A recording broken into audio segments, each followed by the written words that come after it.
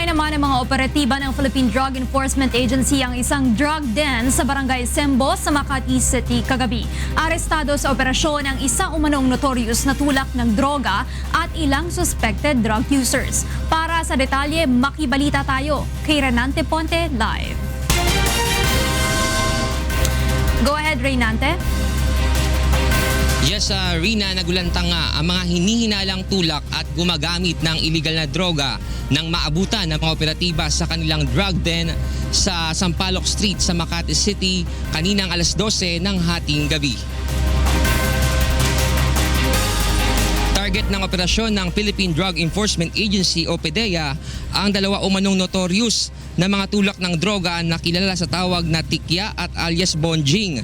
Arestado rin na si alias Tikya at ilang mga drug user na nakatambay sa drug den ng suspect. Gayun din ang isang babae na tila lulong sa droga na pumapalag habang ito'y inaaresto ng mga otoridad. Hindi naman nahuli si alias Bonjing dahil wala ito sa lugar.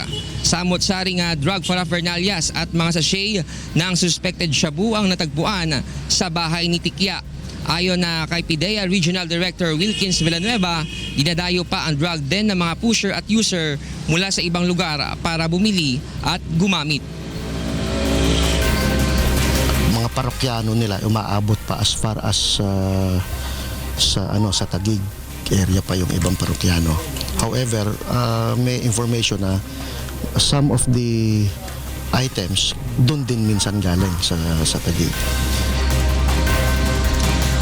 Isang video din na mula sa isang informant ang pinakita sa media bago ang operasyon na katunayan talagang talamak ang bintahan ng iligal na droga sa lugar. Rina, nahaharap naman ang mga naarestong suspect sa paglabag sa Comprehensive Dangerous Drugs Act.